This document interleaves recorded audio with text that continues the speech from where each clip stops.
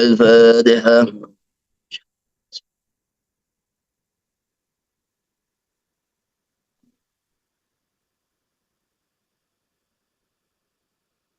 Bismillahirrahmanirrahim. Babun fi arkani nikahi wa tawabi'iha. Bab mengenai rukun nikah dan perkara-perkara yang mengikut pembahasan dengannya. Wa hiya arba'atun sighatun wa zawjani wa syaitani wa waliyun. Ini suaranya jelas enggak? Jelas, jelas. Jelas ya? Enggak ada benar.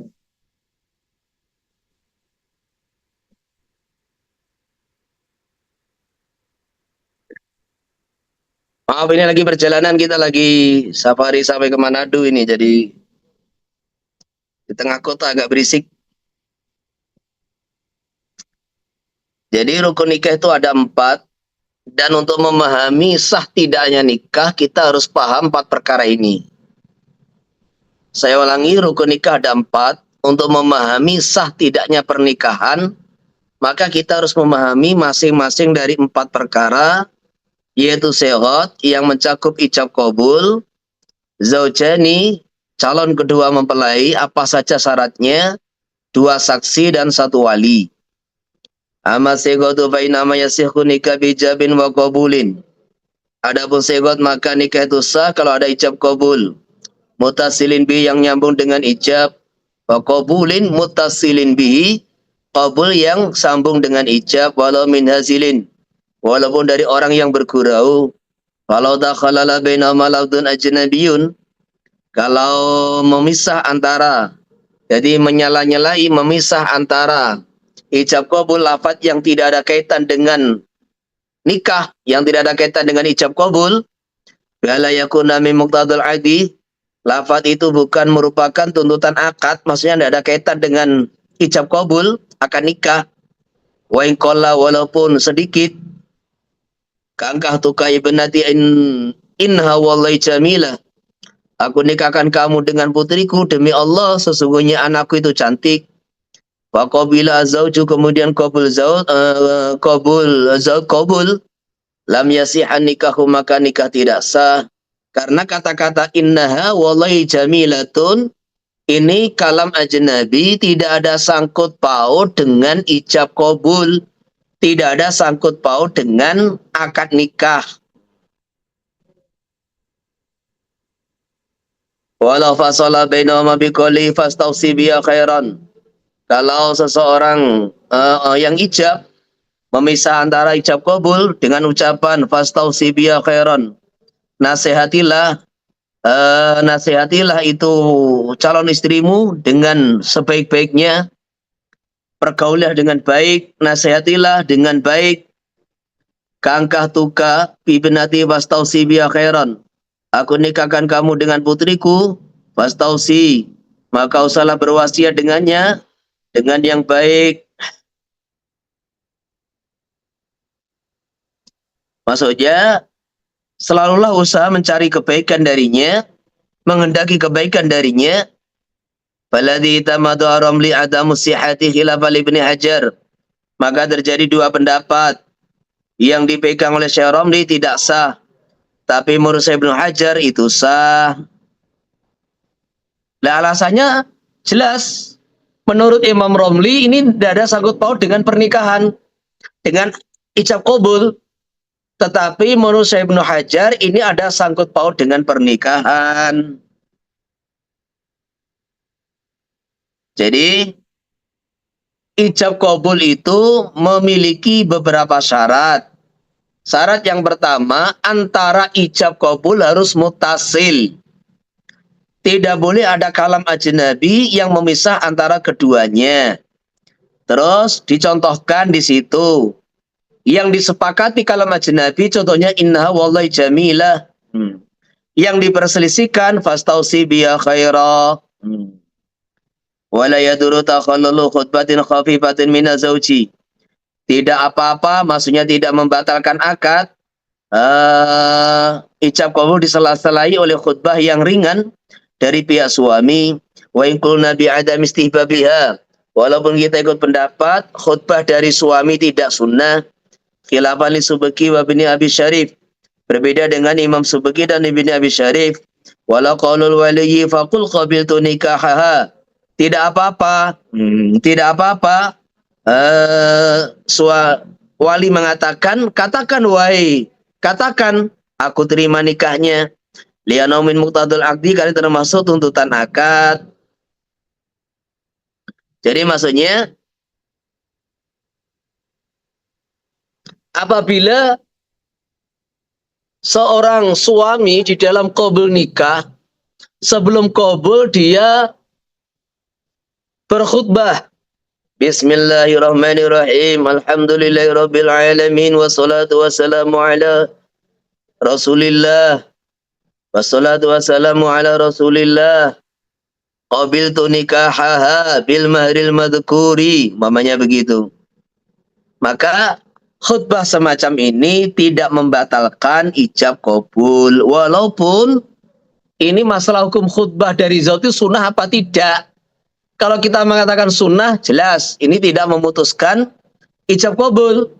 Bahkan walaupun kita mengatakan itu tidak sunnah, khutbah dari zauj tidak sunnah, tetap ini tidak memutuskan ijab qabul. Sehingga nggak apa-apa, ini pendapat mu'tamad. Tetapi yang kedua ini, jadi kesimpulannya, apabila kita mengatakan bahwa khutbah itu sunnah, sepakat ulama bahwa tambahan khutbah dari pihak suami, calon suami mempelai laki-laki nggak apa-apa. Tetapi kalau kita mengatakan bahwa khutbah itu tidak sunnah, gitu, khutbah itu tidak sunnah, maka ini terjadi perbedaan pendapat. Jadi menurut yang mu'tamad nggak apa-apa, tapi menurut Imam Subki, Ibnu Abi Syarif ini tidak boleh. Kalau kita berpijak pada pendapat bahwa khutbah dari pihak mempelai laki-laki itu tidak sunnah. Walau ajaba tsumma raja'a an ijabihi. Kalau ada seorang wali ijab kemudian menarik kembali ijabnya, au junna aw irtada aw rajatil adina fi idniha qabla al-qabuli. Jadi kata-kata qabla al-qabul ini kembali kepada semua. Seorang wali ijab sebelum qabul dia tarik, angkatuka wa zawastuka fulana binti fulana bimari kada wa kada. Sebelum suami mempelai laki-laki qabul, enggak jadi. Nah, gitu. Atau tiba-tiba walinya gila, atau dia murtad naudzubillah, atau wanita yang dia nikahnya ini harus dimintai izin, yaitu sayyib. Yang jelas walinya bukan wali mujbir. Jadi walinya bukan wali mujbir, lah kemudian terus si wanita yang tadi dimintai izin dinikahkan mengizinkan, tahu-tahu membatalkan izinnya. Raja'at, dia menarik kembali izinnya. Yang mana ini ada 1, 2, 3, 4 surah tadi. Si wali ijab kemudian dirujuk. Si wali ijab kemudian murtad. Si wali ijab kemudian gila. Si wali ijab kemudian sebelum qabul mauliyahnya membatalkan izinnya. Au junnat, atau dia gila, awir tadat, atau dia murtad, lam yasihal qabul, maka qabulnya mempelai laki-laki tidak sah.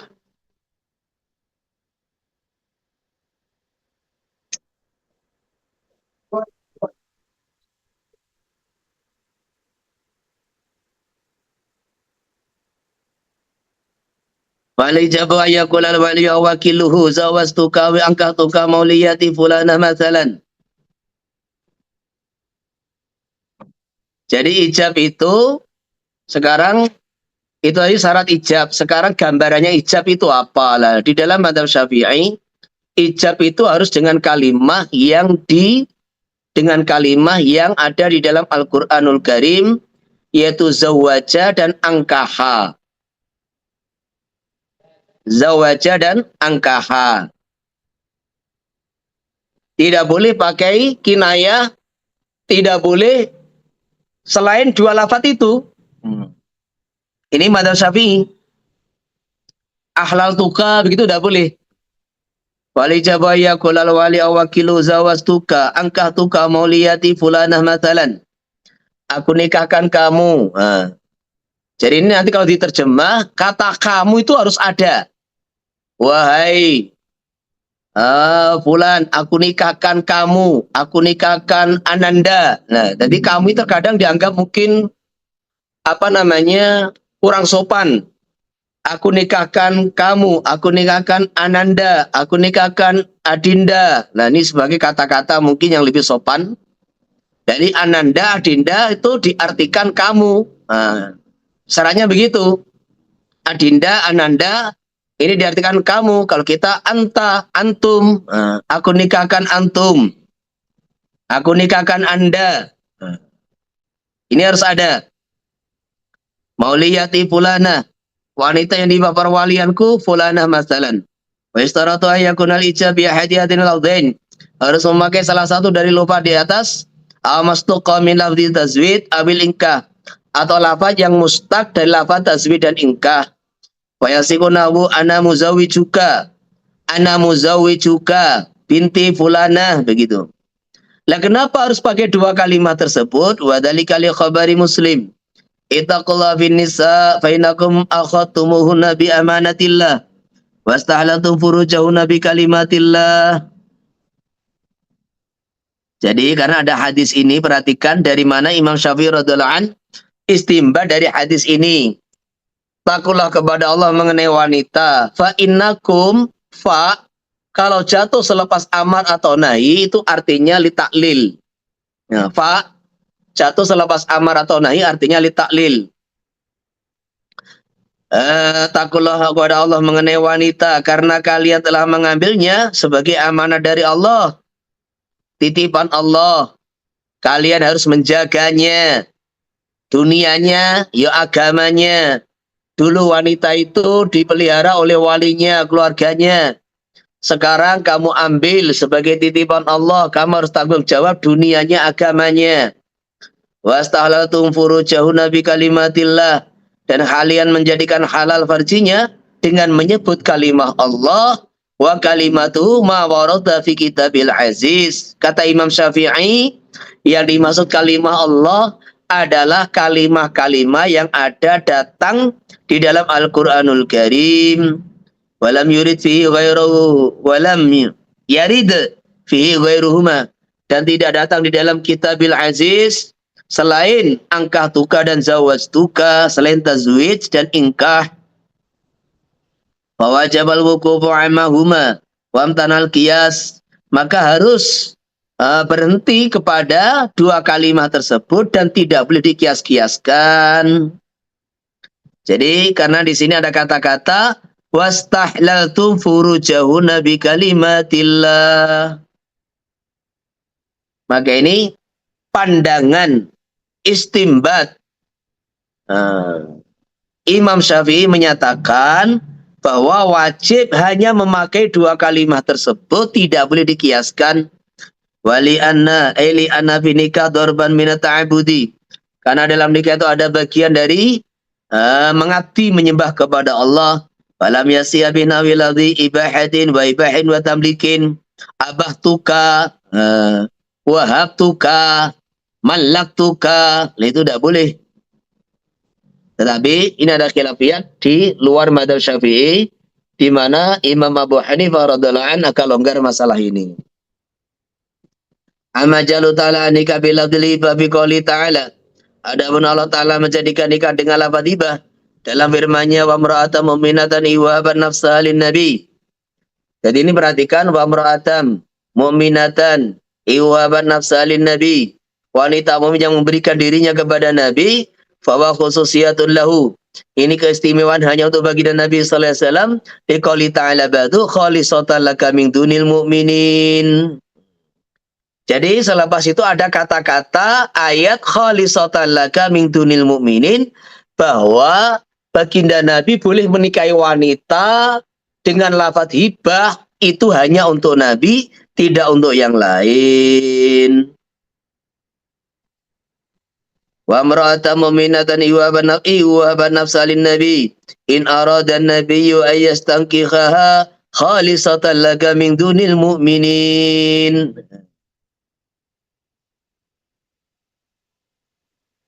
Wa ma adapun hadis fil Bukhari, ada dalam Bukhari, min anna sallallahu alaihi wasallam kuzawaja imra'atan, belum menikahkan seorang wanita dengan lafaz faqala malaktukaha bima ma'aka minal Qur'an. Pak, ini ada hadis riwayatnya rawinya Imam Bukhari, lafaznya begini, malaktukaha bima ma'aka minal Qur'an. Jadi ini ceritanya ada seorang wanita menawarkan diri untuk menjadi istri yang mulia baginda Nabi sallallahu alaihi wasallam, tetapi baginda Nabi tidak tertarik. Maka akhirnya seorang sahabat ingin menikahinya. Nah, ketika seorang sahabat ingin menikahinya, maka ditanya oleh Nabi, kamu punya mahar enggak? Enggak punya. Cari di rumah. Balik gimana? Enggak punya ya Rasulullah. Cari walau khataman min hadid. Walau itu cincin dari besi, dicari, enggak punya. Saya enggak punya kecuali izar yang saya pakai ini ya Rasulullah. Tetapi saya punya hafalan beberapa surat. Ya udah. Akhirnya apa? Malaktukaha bima ma'aka minal Qur'an. Jadi aku tamlikan kamu ini wanita dengan mahar Qur'an yang hafal ada bersama kamu, maksudnya Qur'an yang ada di dadamu, dalam hatimu, dalam hafalanmu. Fakila, maka ini kan sore dijawab oleh Imam Syafi'i, oleh ashab Syafi'i, wahmun minar rawi. Ini adalah salah periwayatan dari rawi. Sebetulnya lafaznya itu adalah zawajtukaha. Sebetulnya lafaz yang diucapkan Nabi zawajtukaha. Kemudian rawi mengatakan malaktukaha. Wakila inna rawi rawa bil ma'na dhanan minhu taradu fahuma. Rawi meriwayatkan hadis dengan maknanya, bukan dengan lafadznya, karena menyangka minhu dari rawi bahwa antara malaka dengan zawaja itu semakna. Wa bi tadiri si'atihi fa innahu mu'aradun bi riwayatil jumhur. Seumpama riwayat ini sahih dan lafadznya juga sahih, maka ini bertentangan dengan riwayat jumhur ulama, yaitu zawajtukaha. Wal jama'atu aula bil hifdzi minal wahidi. Sekelompok rawi lebih layak untuk diterima hafalannya daripada satu rawi. Wa qila yatamilu anna sallallahu alaihi wasallam jama'a bainal lafzain. Ada kemungkinan baginda Nabi mengumpulkan dua lafaz kedua-duanya. Tapi kejadian ini cuma sekali. Maka di antara takwil yang paling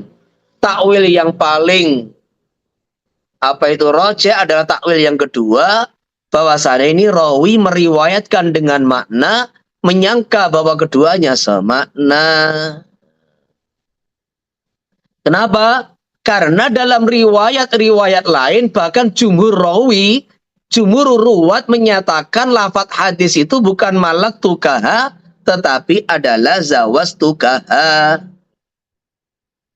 Wala yasiku bikin ayatin bisighat. Kala tuka ibnati aqatuha laka. Aku halalkan kamu dengan putriku, atau aku akadkan putriku untuk kamu. Wa in qala nawaitu biha nikah, walaupun dia mengatakan aku niat dengan kinayah itu nikah.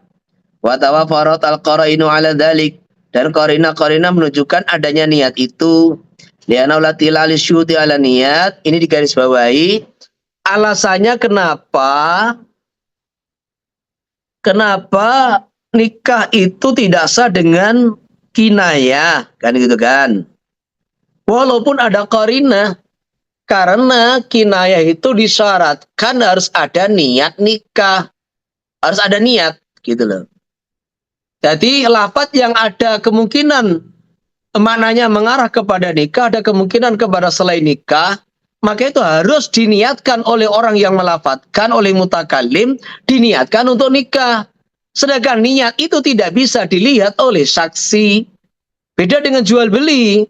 Jual beli itu sah pakai kinayah karena dalam jual beli itu tidak perlu saksi. Dan sedangkan di dalam nikah itu harus ada saksi. Lah, saksi tidak bisa melihat apa yang ada di hatinya orang yang ijab kabul. Nah, ini diantara alasannya di situ itu.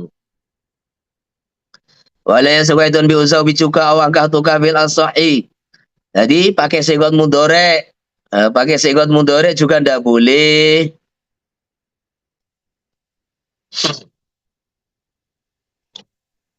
Khilafan li badihim bi jasmihi asi'a in khala niyatil wa'di bi an qala al-an. Berbeda dengan sebagian ulama di mana mantap sahnya nikah kalau fi'il mudhari tadi ijab qabul tadi kosong dari niat janji. Contohnya ada qarinah yang memastikan bahwa yang dimaksud itu hal, yaitu al-an, ada kata-kata al-an. Ini kalau kita mempelajari usul fikih, nanti ada pembahasan mengenai fi'il mudhari. Kenapa di dalam akad dan fasah, di dalam akad dan fasah itu harus pakai fi'il madhi? Padahal fi'il madhi itu artinya memberitahu sesuatu yang sudah lewat. Nah, maka ini dalam madzhab Syafi'i, jadi penggunaan fi'il madhi itu bukan ikhbar, penggunaan fi'il madhi itu untuk insya, kan gitu kan. Yaitu akad. Maka bi'tukahu, zawajtukaha itu artinya bukan aku sudah menikahkan, bukan. Tapi artinya saya mengakadkan kamu dengan dia. Jadi memulai akad. Artinya itu memulai akad, insya. Insya itu diantara isinya insya itu kan dalam usul fikih itu ada doa, ada istifham, ada tamanni, ada taroji, ada uqud, ada fasah, kan gitu kan. Jadi kalam yang berseberangan dengan khobariyah. Jadi ada kalam insya'i, ada kalam khobari. Nah gitu. Jadi ada kalam insya'i, ada kalam khobari. Kalau kalam khobari itu isinya berita, yahtamilu tasdik wal takdzib. Bisa dibenarkan, bisa dibohongkan gitu. Dan namanya berita itu ada kemungkinan berita yang telah lewat, berita yang sekarang, berita yang akan datang. Itu namanya berita. Nah, sedangkan insya itu tidak ada kemungkinan benar atau bohong, tidak ada. Dan insya itu bersamaan dengan ucapan, gitu loh. Jadi insya itu tidak ada kaitan dengan madhi, hal, istiqbal, enggak. Insya itu ya sekarang, gitu loh. Orang mengatakan bertanya itu ya bertanya sekarang, gitu loh. Berharap itu ya berharap sekarang, tamani, taroji. Nah begitu pula ini akad. Orang bilang angkah tuka, orang bilang tolak tuki, itu ya sekarang. Nah sekarang. Karena ini insya, itu artinya insya di situ itu. Nah terus, apa itu? Fi'il mudhari itu kan yang kita pelajari menunjukkan salah satu dari dua makna. Imal hal wa imal istiqbal. Jadi maknanya itu bisa hal atau istiqbal gitu loh. Maknanya di situ itu. Maka karena ini bisa mungkin hal, bisa istiqbal, akhirnya menjadi mujmal. Ketika satu kalimat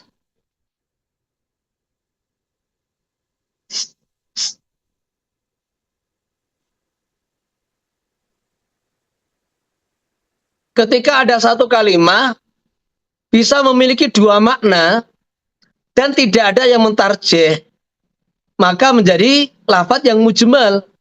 Lafaz yang mujmal itu tidak boleh dipakai selama tidak ada dalil yang menentukan salah satu dari dua makna. Nah, maka uzawijuka ungkihuka tidak sah kecuali ada dalil atau korinah yang menentukan itu sekarang, yaitu kata al-an. Nah, makanya kalau ada kata al-an atau si orang yang mengatakan aratu al-an, nah gitu. Jadi orang yang ijab itu mengatakan ungkihuka uzawijuka, aku inginkan dengan kata-kata ini sekarang. Nah, aratu bihi al-an. Maka ini menurut sebagian ulama ini sah gitu loh. Jadi muqabil asah itu masih sahih gitu. Muqabil asah itu sah apabila ada qarinah atau ada pernyataan dari orang yang ijab bahwa dia mengendaki untuk makna sekarang. Tapi al-asah tetap enggak sah. Wa yanaqidu bi syaratil akhrasi allati la yahtasu bil fatinun. Sah akad ijab qabul dengan isyarahnya orang bisu yang bisa dipahami semua orang, tidak hanya bisa dipahami oleh orang-orang yang belajar bahasa orang bisu. Al-fatin itu orang yang memahami bahasa orang bisu.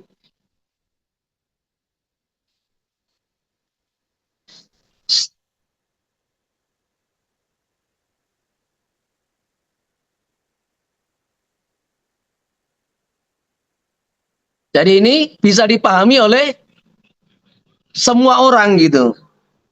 Amma ma yatasu bil fatinun fa inna la yanaqidu biha li ana kinayatun.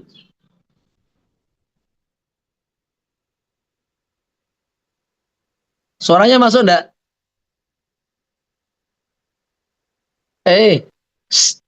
Mas,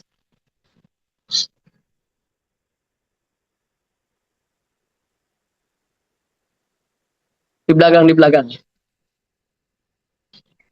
Di kamar ya.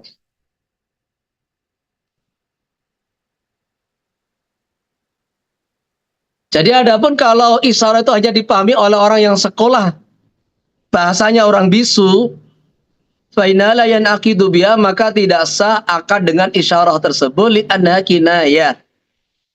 Wa bil majmu' fi kitabil bai'an aw yanaqidu nikahul aras bil kitabah bila khilafin. Dalam majmu' ada pernyataan bahwasanya sah nikahnya orang bisu dengan menulis. Jadi caranya dengan tulisan. Menulis. Jadi kalau dia ini pakai bahasa dia tulis qabil tu nikah selepas wali ijab, maka ditulis qabil tu nikah, aku terima nikahnya si fulana dengan mas kawin sekian. Nah, ditulis begitu.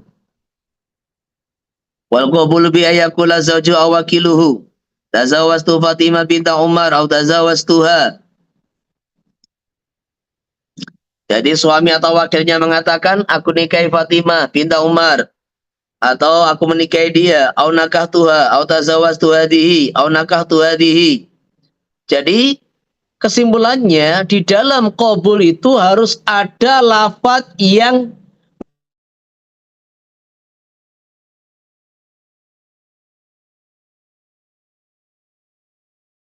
menunjukkan kepada mempelai. Dalam ijab itu harus ada salah satu dari dua kalimat, yaitu tazwij atau ingkah. Kemudian yang kedua harus ada dua menyebut suami dan calon istri, dua-duanya disebut.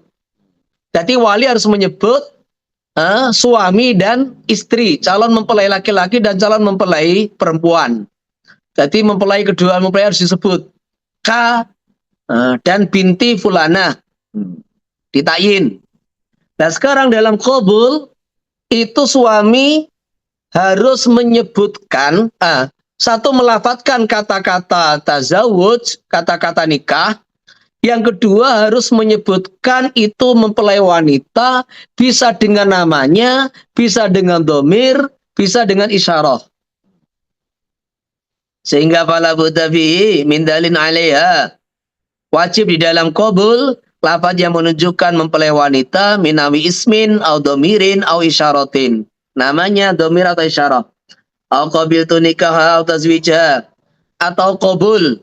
Kemudian nikahaha, perhatikan kata nikahaha, tazwijaha, ada kata nikah dan ada domir kepada mempelai wanita. Wa kadza qalbitu nikah. Lah sekarang kalau qabiltu nikah bi tazwid, jadi domir yang isyarah kepada wanita diganti dengan alil ahdi. Nah di situ boleh ndak? Nikahaha, tazwijaha, nikahaha atau tazwijaha hanya diganti dengan alil ahdi. Jadi maksudnya wa kadza qabiltu nikah, qabiltu tazwij. Maksudnya pernikahan fulana. Nah, itu ada perbedaan pendapat, yang muktamad sah. Jadi al di sini alil ahdi. Wa lam yadhkur lafdhu hadza awil madhkur. Walaupun dia tidak menyebutkan bahwanya qabiltu hadzan nikah. Qabidu an-nikah al-madhkura. Walaupun kata-kata hadza madhkur tidak disebutkan, muktamad itu sah. Wa raditu nikah qabiltu nikah. Aku ridho pernikahan dia sama dengan aku terima nikahnya. Kama kau Ibnu Hubairah al-Wazir an ijma'il ummah al-arba'ah wa tawaqqafa bi subki. Jadi Ibnu Hubairah al-Wazir yang jabatannya seorang wazir menteri meriwayatkan bahwa raditu nikahaha sama dengan qabiltu nikahaha itu sah menurut ijma ulama, walaupun Imam Subki masih tawakuf dalam memvonis ini adalah atau memastikan ini adalah ijma. Ini adalah ijma. Wa mislu aratu ahbabtu nikahaha. Ini juga sah. Fala yasigu bi fa'altu nikahaha. Fa'altu nikahaha. Tidak ada qabiltu, tidak ada ahbabtu, tidak ada aratu. Wala qabiltu faqat. Wala qabiltuha. El-mangkuhah, tidak ada kata-kata nikah, qabiltu saja, atau qabiltuha tidak ada kata-kata nikah, ini juga enggak sah. Sawa'un bi masalati mutawasid wa ghairiha. Baik, ini masalah orang-orang yang mutawasid, maksudnya sebagai penghubung antara wali dan suami. Wala bi qabiltuhu ay qabiltu nikah diganti dengan domir. Ila bi masalatil mutawasid ala ma fi raudhah ay fa yakfi fi al-qabulu bi qabiltuhu faqat. Dalam masalah mutawasid cukup dengan qabiltuhu faqat. Wala istaratu fi takhadubun, tidak disyaratkan ada khitab, domir khitab tidak ada. Contoh, falau qalal mutawasitu lil wali. Ya, jadi ini ada penengah penghubung antara wali dengan calon suami. Mutawasid berkata kepada wali, zawaztahu ibnatak, apakah kamu nikahkan putrimu dengan calon suami? Jadi zawaztahu ibnatak, apakah kamu menikahkan itu si fulan calon mempelai dengan putrimu? Faqala zawaztuhu, zawaztuha. Jadi di sini tidak ada kata-kata khitab. Zawaztuhu, zawaztuha. Ya, aku nikahkan dia. Nah, gitu. Zawaztu iyaha, maunya begitu. Suma qala li zauji qabilta nikahaha. Apakah kamu menerima nikahnya? Atau tazawwazta, apakah kamu menikahinya? Faqala qabiltuhu tazawwaztuha. Nah, ini dalam masalah mutawasid, nikah diganti dengan dhamir hu, itu boleh, sah nikah.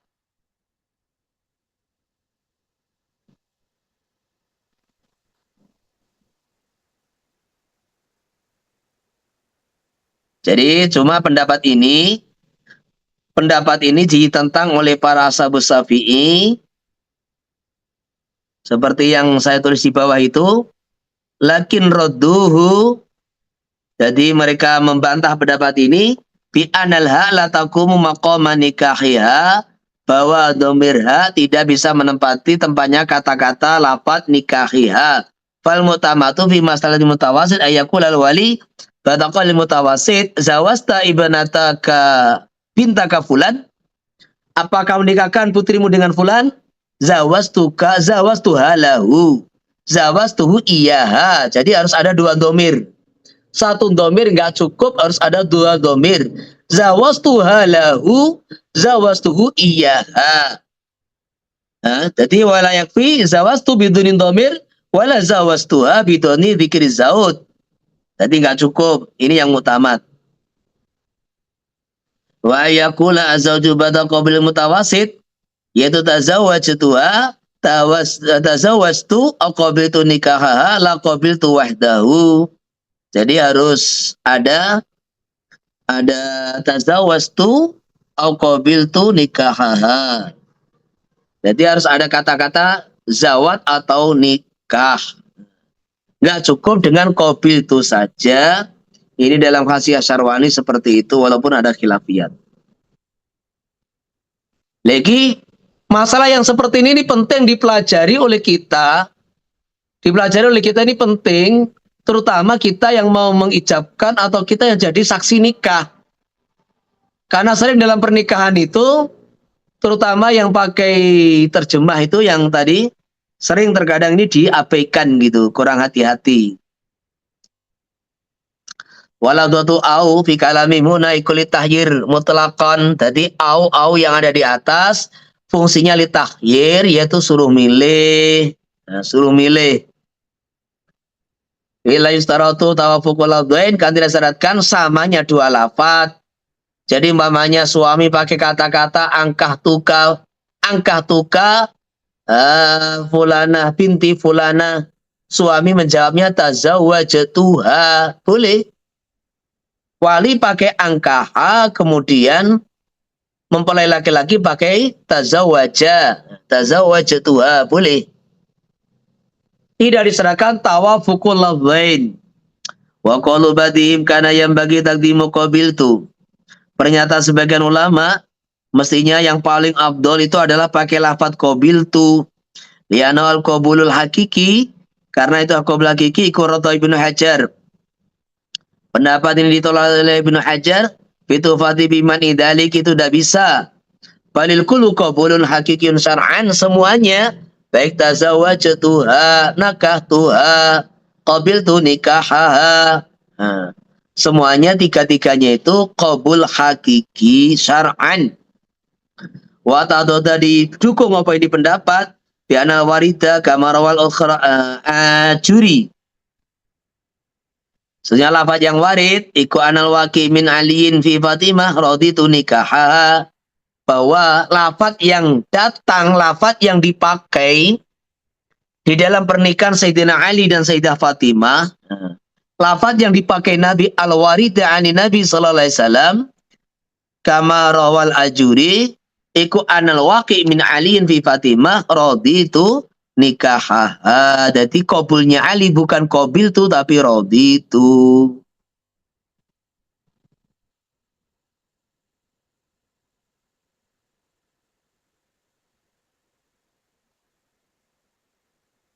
Wa yasihu aqdu nikah bil ajamiyati bil asahi. Sah mengadakan akad nikah dengan selain bahasa Arab. Wa in asana qailu arabiyah, walaupun orang yang mengatakan pandai bisa berbahasa Arab dalam ijab qabul nikah, itibaron bil mana, karena melihat mananya. Li'annahu lafdzun la yata'allaqu bi ijazun, karena akad nikah, li'annahu karena akad nikah kembali kepada akdu nikah adalah lafaz yang tidak ada kaitan dengan ijaz, menantang. Jadi ini tidak ada kaitan dengan menantang. Faktufiya bi tarjamati, cukup dengan terjemahnya. Beda dengan Quran, makanya di dalam sholat itu ada Quran, ada doa. Orang yang tidak bisa baca Quran nggak boleh diterjemah, karena lafaz Quran itu ijaz, menantang. Beda dengan doa takbiratul ihram, doa tasyahud. Ini orang yang nggak mampu bisa memakai terjemahnya, gitu. Dan begitu pula nikah ini adalah lafdzun la yata'allaqu bi ijaz, maka faktufiya bi tarjamatihi. Lakin yustaratu bil lafdzil ajami, di dalam lafaz ajami mutarjami bihi, yang digunakan menterjemah mutarjambi. Mutarjambi itu yang digunakan menterjemah iku ayufida mana nikah al-lughawi, memberikan makna maknanya nikah secara lughawi alladzi afadahu dzalikal lafdzul arabi, yang ditunjukkan oleh lafaz Arabnya. Wa utawi makna nikah secara lughawi ad-dhamu wal wata'u, yaitu kumpul dan jima. Maka kawin itu bisa diartikan kumpul, bisa diartikan jima gitu. Faida atabi tarjamati zawajtuka angkatuka masalan. Maka kalau dia ini memakai tarjamahnya zawajtuka angkatuka masalan,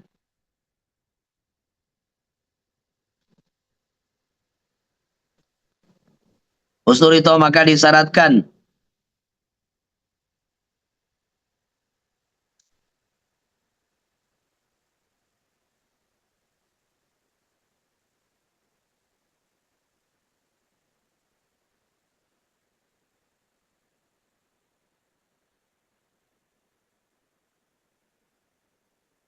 iya ang takuna mufidata limana dhammi wal wat'i, maka di dalam terjemah harus memberikan faedah makna kumpul dan wati.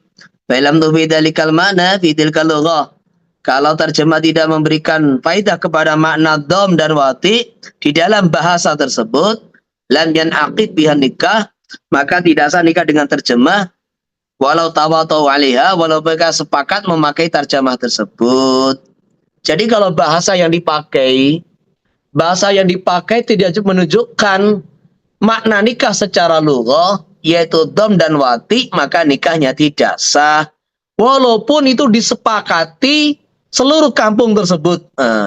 Seperti itu. Wa sama dari alasan ini, qala al-alama ataqiyu asubaki fi sarkil minhaj, walau tawatu alu fitri qutrin ala lafdin lil inkah. Kalau bersepakat penduduk satu daerah atas satu lafaz untuk ijab qabul nikah min ghairi shorihi tarjamatihi, dari selain sorehnya terjemahnya lafaz nikah, lam yanaqid an nikahu bihi, maka tidak sah nikah dengannya. Intaha.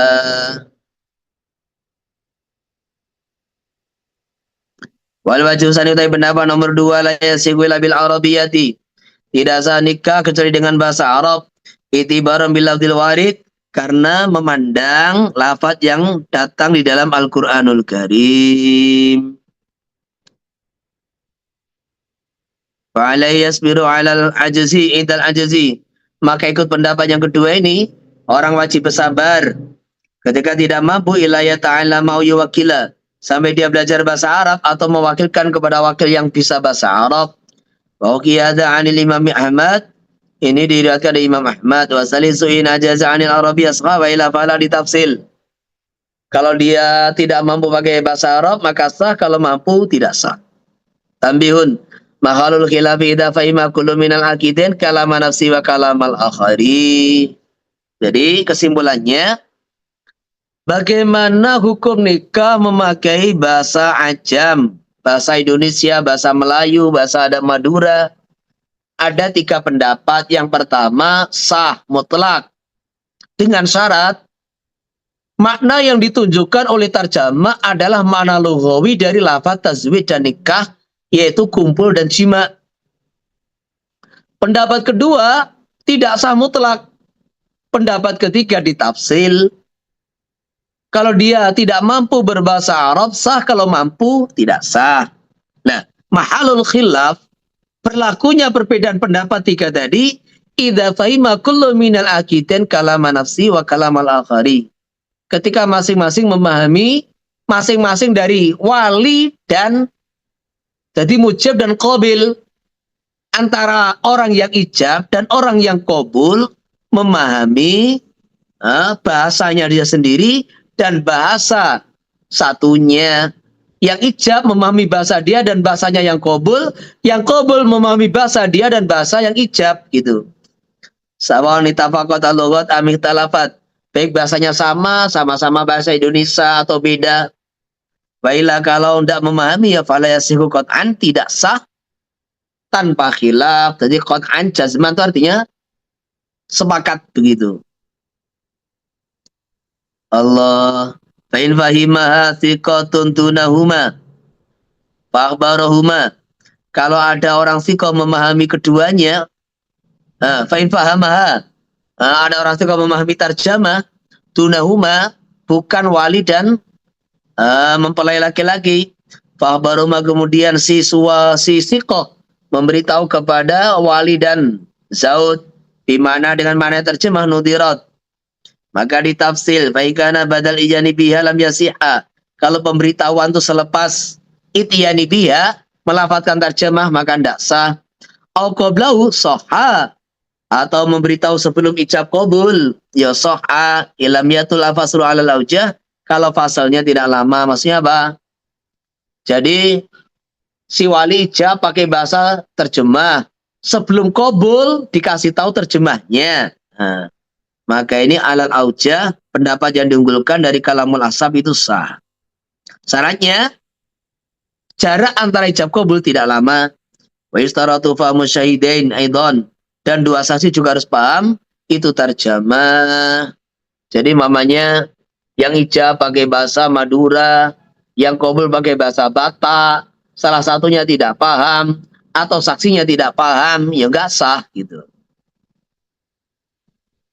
Walau aqdal qadi anika bi sigatil arabiyyah li ajamiyyin la ya'rifu ma'na al-asliyah. Kalau seorang qadi mengucapkan nikah dengan bahasa Arab untuk suami orang ajam yang tidak tahu makna aslinya, angkah tuka zawas tuka itu artinya apa enggak tahu, tetapi bal ya'rifu annaha mawdu'atul aqdi nikah. Si orang ajam ini tahu, jadi mana secara detail enggak tahu, tapi dia tahu bahwa lafaz yang digunakan itu lafaz yang familiar digunakan untuk ijab qabul nikah. Sahha muqassa apa akad kadab tabi Ibnu Hajar wa Syekh Atiyah wala Ibnu Hajar wala yadurru min amiyin nawat kita mutakallimin wa ibtalu zayyi jiman wa aksu wa ibtalul kafi hamzatan. Nah ini. Jadi ilmu fikih ini terkadang para fuqaha itu lebih dominan memandang maknanya, bukan memandang lafadznya. Ini kalau kita bicara mengenai bahasa, jelas salah fatal. Ini kalau bicara tata bahasa Arab, ini salah fatal gitu. Itu di mana salah fatalnya? Jadi domir tu, zawaj tu, nah itu diganti ta, kan gitu kan? Zawastaka gitu, zawastaka, angkah taka, za diganti jim, jim diganti za, zawajtuka diganti zawastuka, atau diganti jim jawajtuka, jawajtuka, jawastuka, atau kaf diganti hamzah, ka diganti a, kan gitu kan? Wa iwatawi la yaduru zawastulaka au ilaika, aku nikahkan untuk kamu kepada kamu lian khata fi sighat dalam yukhila bil mana, karena salah dalam sighat ketika tidak merusak makna, yang bagi ayakuna al khata fil i'rab wa tadhkir wa ta'nis, maka seyogyanya seperti salah di dalam i'rab mudzakkar dan muannas, jadi menjadikan mudzakkar dan muannas gitu. Jadi ini secara lugah salah fatal. Sebetulnya juga merubah makna, namanya apa itu?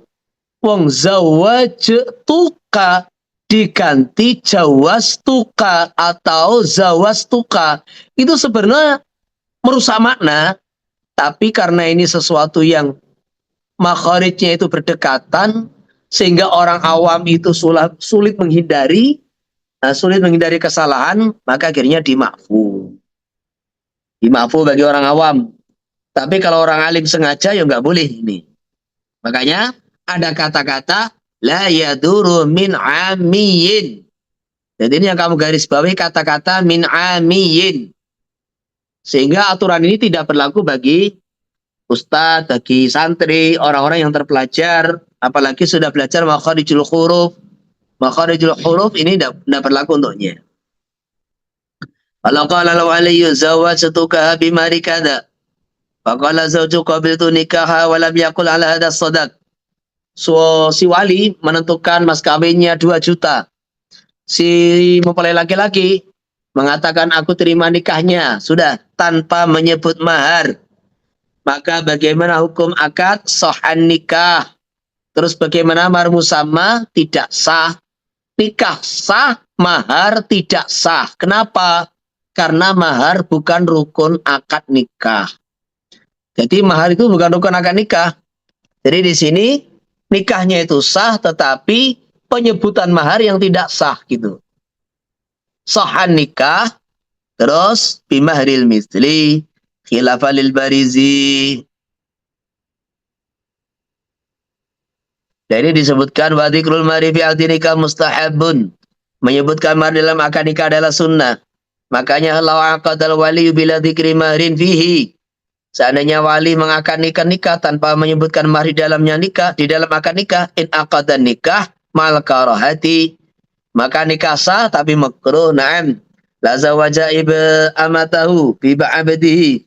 Kecuali kalau dia menikahkan budak milik dia sendiri, budak perempuan dinikah dengan budak laki-laki yang milik dia sendiri, lam yustahaba dzikru fil aqdi, maka tidak disunahkan menyebutkan mahar dalam akad, idla faidata fihi.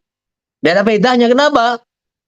Karena dia ini seumpama menikahkan budak laki-laki dan perempuannya, maka dia yang kasih mahar, diterima oleh budak perempuan, akhirnya menjadi milik dia lagi, gitu loh.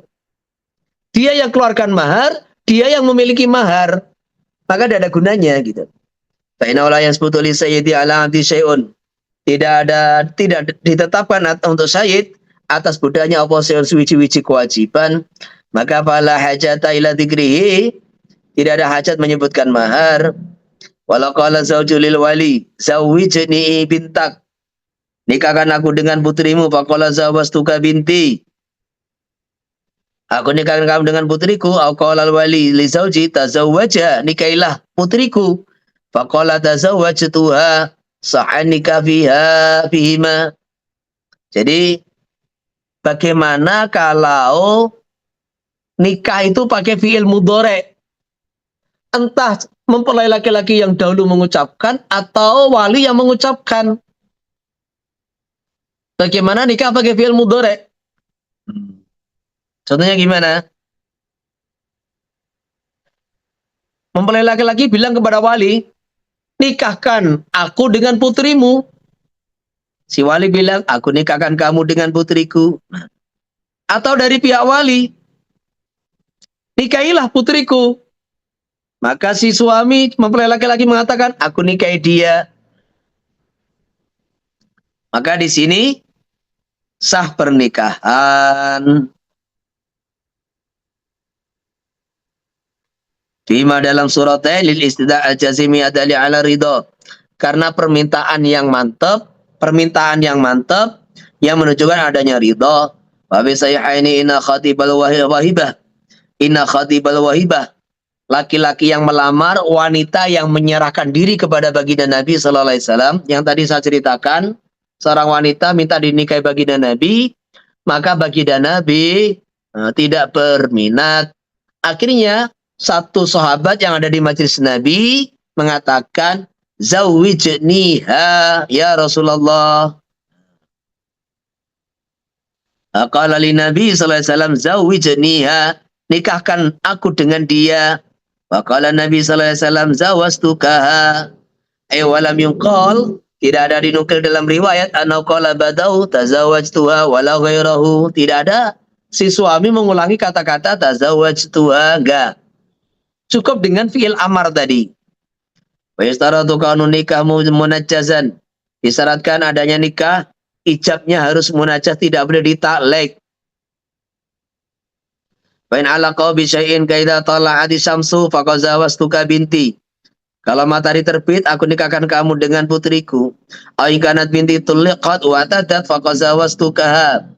Atau ternyata anak perempuanku sudah dicerai dan sudah selesai menjalani masa iddah, maka aku nikahkan kamu dengan dia. Lam yasihan nikah walau kana al-waqi fi nafsil amri kadzalik. Walaupun faktanya fakta keadaan sesungguhnya kadzalika, ternyata anak perempuannya dicerai dan sudah selesai masa iddah. Li fasadi sigot bitalik, karena sigotnya sudah rusak sebab ditaklik.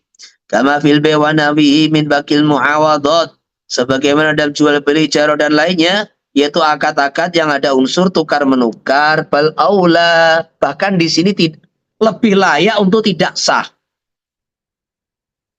Jadi nikah tidak sah walaupun faktanya memang anak perempuannya sudah dicerai dan sudah menjalani masa iddah. Alasannya apa? Alasannya kembali kepada segot, segotnya ditaklek. Taklek itu loh yang membatalkan akad nikah sebagaimana jual beli. Bahkan akad nikah lebih tidak sah lagi. Lebih layak untuk dihukumi tidak sah. Lima zid ikhtisasi bil ihtiyati. Karena kekhususan nikah harus lebih berhati-hati. Jadi artinya lima zid ikhtisasihi bil ihtiyati, karena akad nikah itu harus lebih berhati-hati.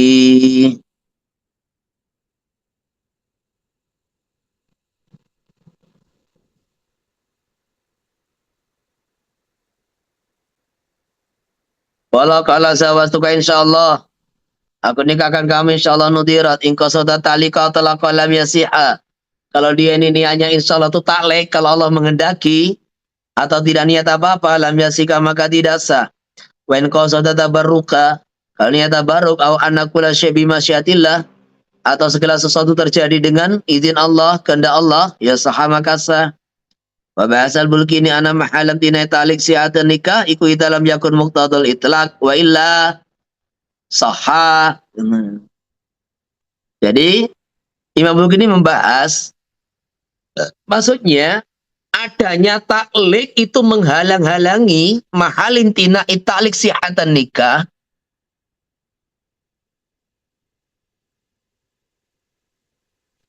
Jadi apa itu namanya? Taklik itu bisa menghalang-halangi sahnya nikah. Syaratnya taklik itu bukan termasuk muqtadul akad. Jadi makna yang dikehendaki oleh akad, mudatul itlaq.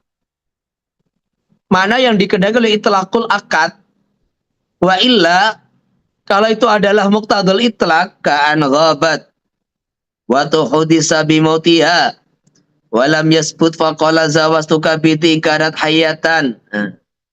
Istrinya tahu-tahu si anak perempuan hilang. Kemudian tersebar berita, tuhudisa tersebar berita dia sudah mati. Tetapi walam yasbut, kematian dia, berita kematian tidak bisa ditetapkan di mahkamah karena tidak ada saksi. Walam yasbut itu. Tahu-tahu anak perempuannya hilang, kemudian tersebar berita kemana-mana katanya mati. Tetapi berita ini tidak bisa ditetapkan di mahkamah karena tidak ada saksi.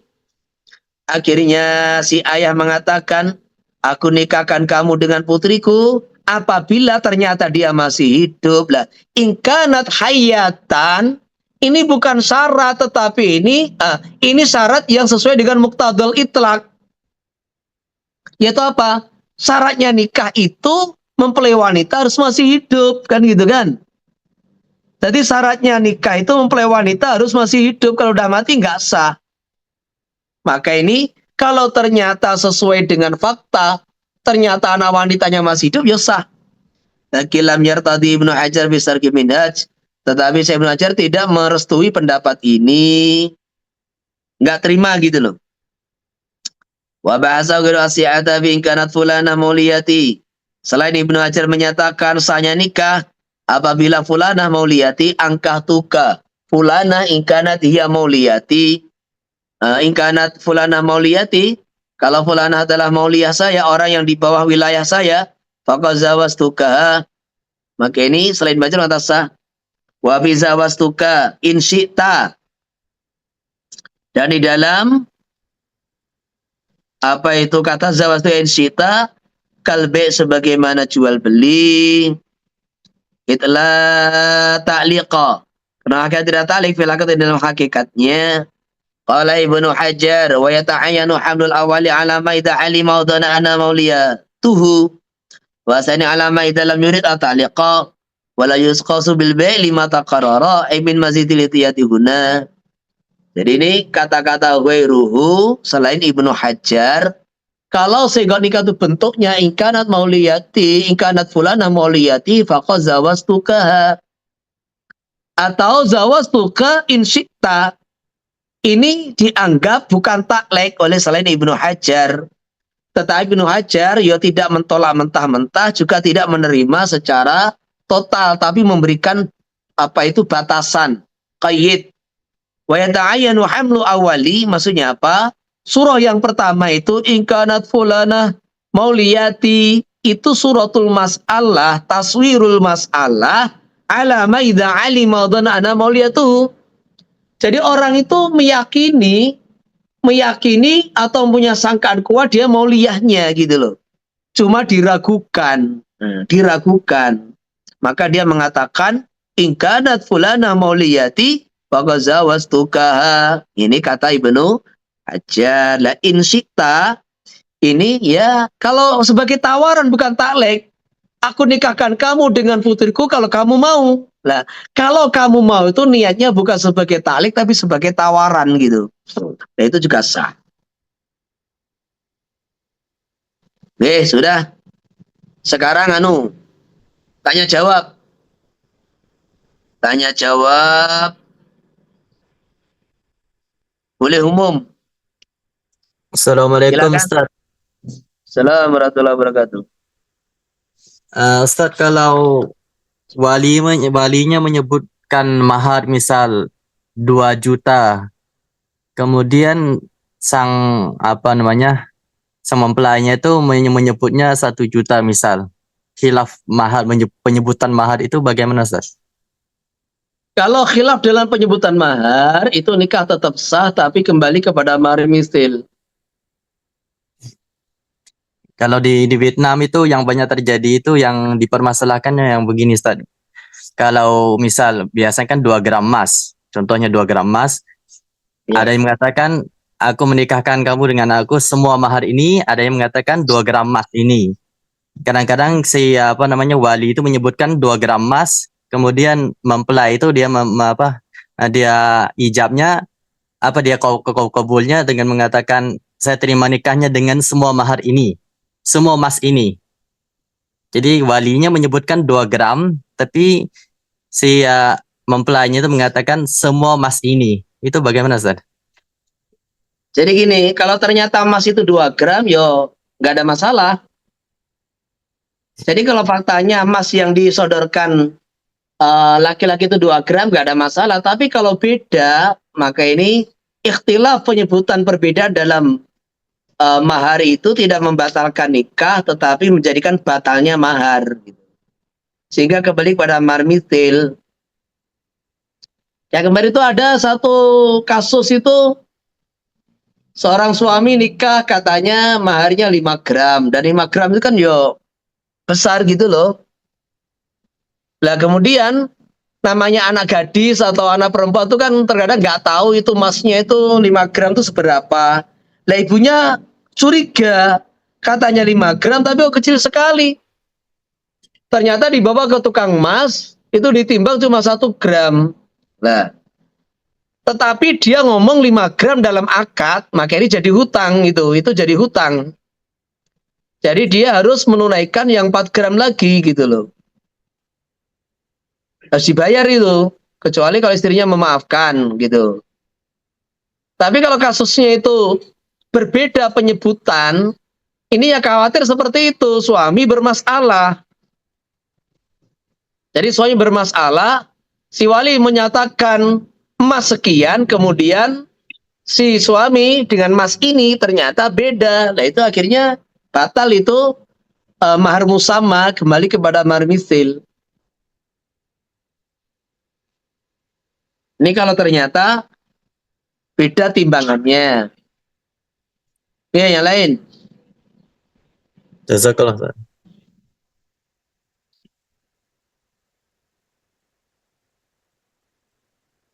Ada yang lain? Ustaz, Kalau izin nggak tanya ada, ini satu mungkin. lagi. Ya, Izin tanya satu lagi yang permasalahan di luar bab nikah Ustaz. Mengenai itu ijarah Ustaz, kalau kita sewa orang untuk misal untuk jaga toko atau untuk buat apa namanya untuk bantu usaha kita, misal toko roti dan sebagainya misal. Itu ijarah orang seperti itu masuknya ke ijarah zimmah atau ijarah ain, Ustaz? Jadi kalau pekerja itu ditentukan kamu yang kerja kan, namanya ijaratul ain. Ini yang utama loh ya. Jadi kamu yang kerja. Beda dengan seorang pemborong, dia menyelesaikan bangunan sebuah rumah, akhirnya dia membawa pasukan, nah itu ijarah fi dhimmah, kan gitu kan. Tapi kalau kamu yang kerja, ditentukan orangnya, maka itu ijaratul ain. Yang kalau ijarah zimmah itu ada apa namanya ujrahnya itu kena serahkan nggak apa nah takjil kan Ustaz? Itu khilafiyat kan, khilafiyat. Jadi kalau ijarah fi dhimmah, itu kan sebetulnya itu dikiaskan dengan pesan gitu loh. Ijarah fi dhimmah itu karena kerjanya itu istilahnya itu dalam tanggungan, maka ini kalau lafadznya pakai lafadz B, maka sepakat harus takjil. Tapi kalau lafadznya pakai lafadz ijarah itu khilafiyat. Khilafiyat bisa dibawa di minhaj itu. Yang terjadi di masyarakat itu yang ada itu ya adalah pakai jual beli kan sering itu beli tiket kan ijarah fi dhimmah sebetulnya itu kan. Jadi beli tiket itu kan sebetulnya ijarah fi dhimmah. Maka itu apa namanya disamakan dengan pesan gitu loh, pesan tiket, yaitu harus pembayaran harus cash di majelis. Ustaz yang seperti pekerja di mall atau di supermarket itu yang itu apa namanya ijarah ain atau zimmah Ustaz? Dibilangin pekerja itu kalau memang dia yang ditunjuk harus dia, namanya ijarah ain gitu loh. Yang umum berlaku itu Ustaz di mall-mall itu. Loh saya nggak tahu toh, terserah tanya bosnya, kok tanya saya gimana. Jazakallah Ustaz. Iya. Jadi itu ada di sebagian perusahaan itu namanya, ini saya punya perusahaan, jadi itu menghindari kontak langsung dengan pekerja.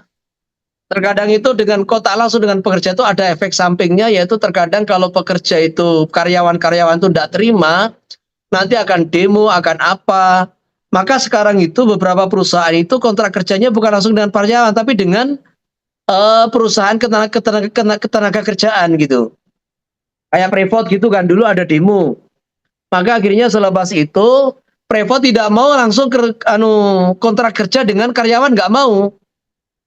Dia hanya kontrak kerja dengan perusahaan-perusahaan yang dia ini menyediakan tenaga kerja. Nah, maka kontrak antara Freeport dengan perusahaan yang menyediakan tenaga kerja itu ijarah fi dhimmah. Nah, gitu. Sehingga nanti Freeport menggaji perusahaan itu. Tetapi perusahaan dengan karyawan yang melamar tadi itu ijaratul ain kan gitu. Seperti itu. Jadi kayak kamu, saya kontrak, kamu harus menyelesaikan rumah ini dari pondasi sampai jadi, sampai terima kunci, cat semua sesuai dengan gambar, maka kontrak kerja 300 juta. Jadi biaya bangun 300 juta, itu kira-kira biaya rumah itu kira-kira ya 600 juta kan gitu. Kamu saya kontrak 300 juta. Lah kamu dengan saya itu ijarah fi dhimmah. Tetapi kamu dengan tukang-tukang, kuli-kuli, itu ijaratul ain kan gitu.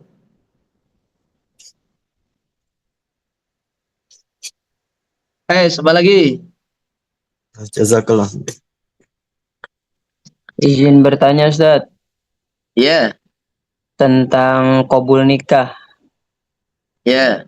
Apakah harus seperti istilah sekali nafas begitu atau boleh dijeda-jeda begitu, terputus-putus? Saya ini belum pernah baca kitab qabul nikah satu nafas, menyembelih satu nafas, itu tuh ya ndak ada. Gitu loh. Jadi aturan itu saya belum pernah baca kitab. Jadi walau alam itu orang yang ada menyaratkan itu ya nggak tahu dari mana gitu.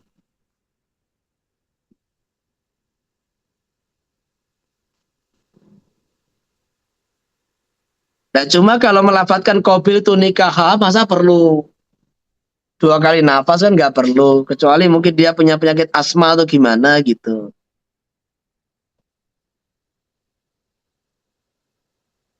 Gimana? Paham ya? Oke, siap. Terus apa lagi?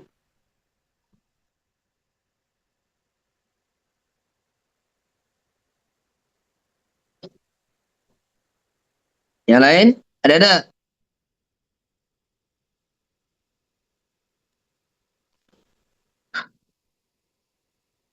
Kalau nggak ada, ini mungkin cukup segini ya. Kita dalam perjalanan mungkin agak lebih capek gitu. Cukup? Nggak ada yang lain?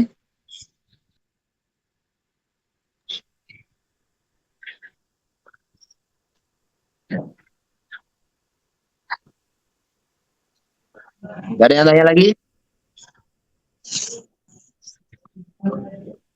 Bebas pertanyaan?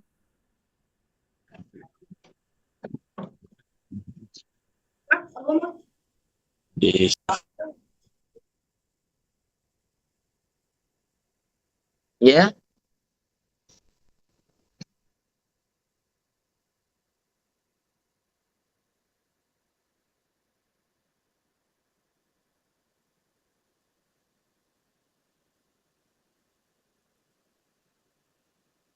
Allah.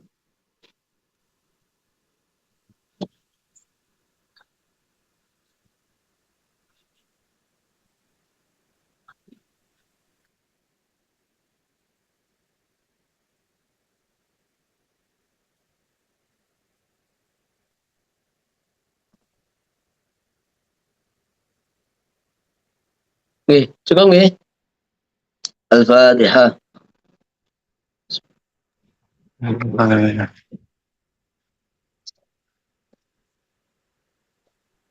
Anallah hamdi subhanahu wa ta'ala. Assalamualaikum warahmatullahi wabarakatuh. Waalaikumsalam. Waalaikumsalam.